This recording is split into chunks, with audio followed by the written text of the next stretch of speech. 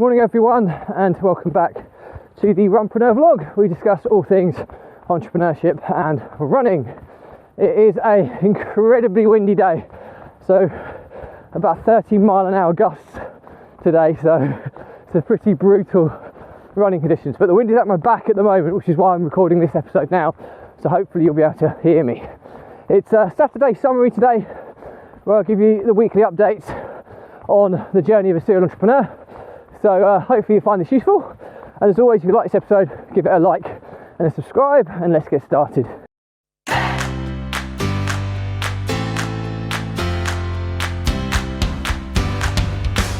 So I have my eldest son with me today, Leo. Say hello, Leo. Hi. So he's out. We're on our bread run. We pick up some freshly made bread from a neighbouring village every Saturday, which is amazing bread. Shout out to Raised in Rampton if you're local to me. My good friend Alice, she bakes the best bread. So yeah, check it out if you get the chance. Not affiliated with her at all, but I just love the bread. But anyway, so weekly summary. It's been a good week. I think it's been a pretty good week.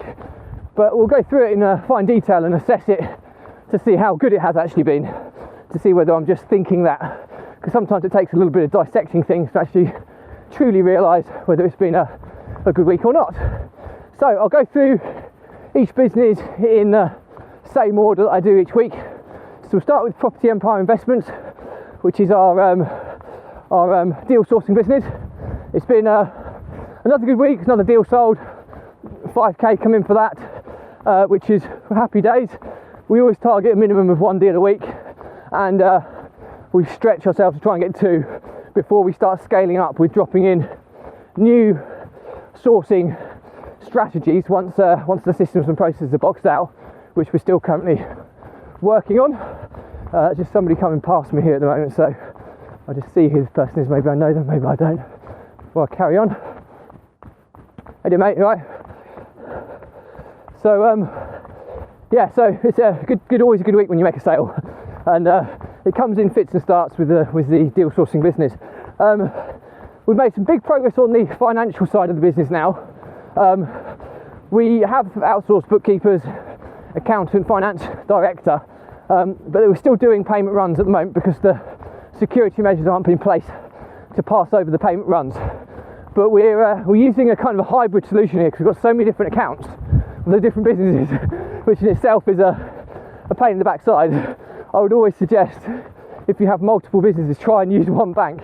It makes it far easier. I probably use, well, let's go through it. I use Metro, Tide, Starling, Monzo, Barclays, Santander, HSBC, First Direct, Nationwide. So okay, so some of them are a handful of personal accounts as well, but there's a lot of different banks there, and if you're trying to set up systems and processes and permissions for people to do payment runs, you have to do it over and over again for each bank, and they're all slightly different. So we have a hybrid solution, which is using TransferWise and making standing order payments into a TransferWise account that we give our outsourced finance division access, and they can then make payments, pay invoices. There's also cards that we get set up for the accounting team as well, to be able to make payments by card as well. So we've nearly got all of that set up now.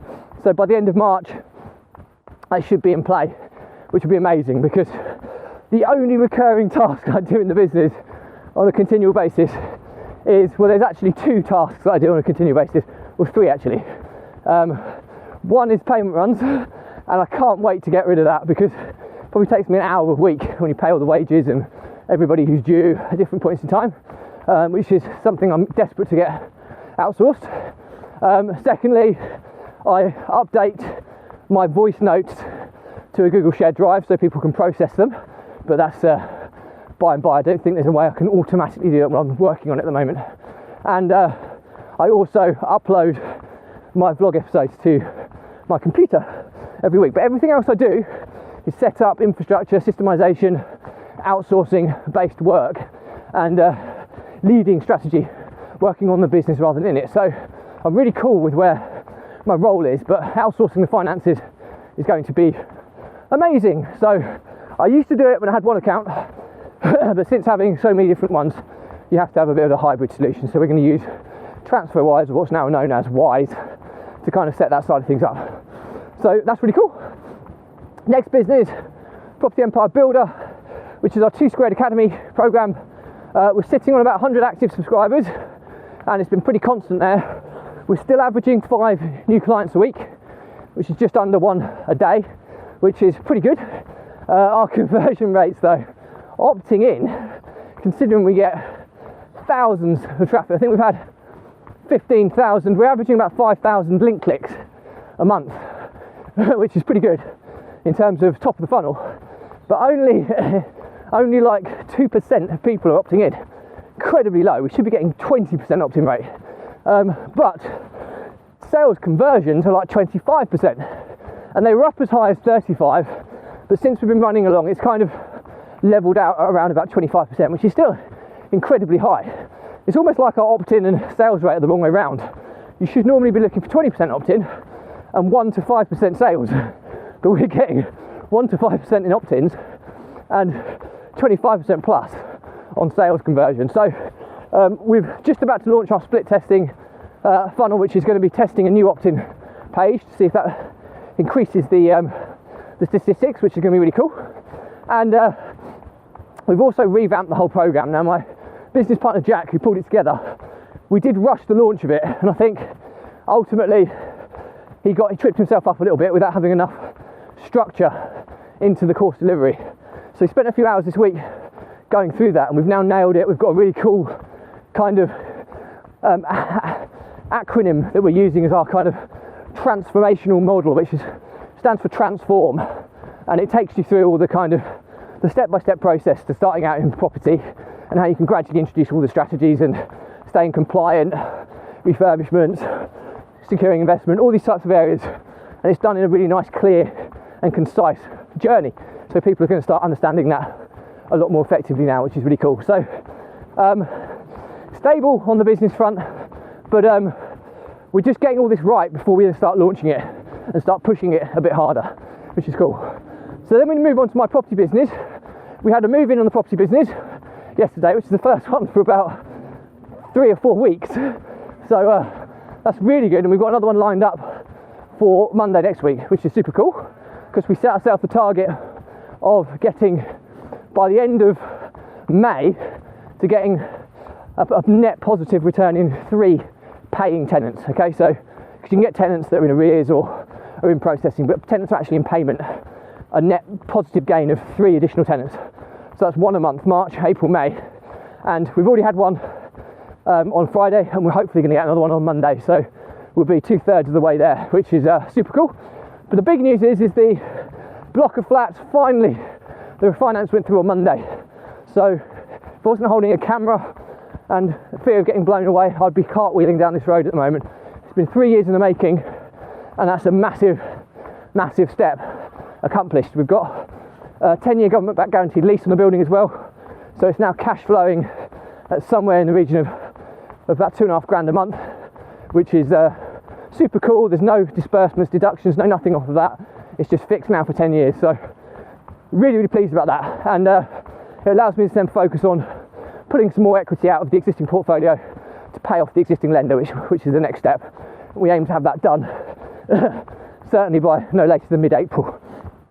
So big win. If that was the only bit of news, it would make it an amazing week based on the pain I've been through on that building. So that's pretty cool. The Social Media Academy, okay, it's now Academy, not an agency. We're getting all the last repurposing processes and things in place to be able to be ready to start creating the Academy in the beginning of April. So all we've got left to do is sort out the Strava feeds and how we're going to share information about the challenge for Runpreneur. We've also got to do Twitter fleet. We've got to do Instagram Reels, Instagram TV. My son's just shooting off ahead because a gust of wind's come behind us. So it's so easy when you've got the wind behind you. It won't be so easy when we turn this corner, I might add. But anyway, so there's a few things. We're also going to launch the blog and the podcast by the end of the month. Not launch it officially, but have the process in place. We'll be launching it officially probably into May, when we start launching the YouTube, the blog and the podcast simultaneously, to really drive up some engagement and following. So that's super cool. So we're on track, getting these bits boxed off. The process is nailed out, and the academy is now changed somewhat. We were going to do a full kind of education platform of teaching people, you know, all facets of marketing and how to bring in your own marketing team. But in actual fact, although I feel my knowledge is pretty good on this topic, I don't have the evidence or the social proof to be able to stand there and confidently teach it, because I'm still implementing and getting results as we go. So, but what I have got the evidence of how to do it is I know how to systemize the process and outsource it, so that it takes me, you know, 10 and a half hours of work on my vlog every single day, and all I do is record the video, drop it into a shared drive, and the rest happens because of the process and system that I've built. So that's really, really cool. So we can teach people how to do that, and I think that in itself will be a really, really cool academy that lots of people will want to learn, because we all know how long it takes to do this stuff. Bit of bad news is the guy who helped me build this, Dan Thorby, good friend of mine, he's working his way up the corporate ladder in a big management consulting firm, and he was always going to do this because when he came to start working with me, it was always a stopgap before his career kind of kicked off. His career's now taken off, and he's taking up so much of his time, he doesn't have enough time to commit to any operational involvement into the academy or the vlog. So he's still going to stay involved on a purely ad hoc basis. So when you need a bit of help, he'll jump in depending on his workload, but he's having to take a step back. So sad news, but we have a very clear plan on dotting the I's and crossing the T's to the end of the month. So we'll get all our bits and pieces boxed off before he then takes a back seat. But Dan, if you're watching this, mate, super grateful for everything you've done, and you'll always be a part of this whenever you're ready to jump back in. So that's a message for Dan. So that's a little bit of negative news, but do you know what? Because we've got the processes and systems nailed, you know, him stepping out, he's not going to be as missed as he would have been missed if we didn't have the systems and processes in place. There's a lesson to be learnt there. The Runpreneur vlog, like I say, it's linked with the academy because we're just getting the last few repurposing parts of the vlog boxed off before we launch it in April. In terms of the challenge, we've applied for a world record for the most consecutive days running whilst vlogging. So it'll be interesting to see whether I can get that world record, which will be cool. I don't think there's an existing record, so we've applied for a new one, but I intend to keep that one and build on it every single day as I try and accomplish this mean feat of running the distance of the circumference of around the world. So it's pretty epic challenge that I'm embarking on. So I'm about to turn a corner, so listen to the wind difference to realise how windy it is today. So you probably hear it now. Yeah, it's blowing me across the path. You can see, whoo, super windy, but hopefully you can still hear me. So the last business is we've got a holdings company and a construction and maintenance company. They're both just poodling along steadily. The holdings company, we've just acquired an opportunity through auction where the upside is it's probably about 60 grand on the upside once we purchase the property, refurbish it and flip it on, which will happen towards the end of the year. So that's super cool. It's a flip project that's not too expensive. I will run through the details of this in a bit more detail once it's well underway, but we've secured it. So we're excited to kind of go on that. So yes, that's pretty much it. So overall, pretty good week, well, very good week in fact. Just for the block of flats being refinanced would make it a very, very good week.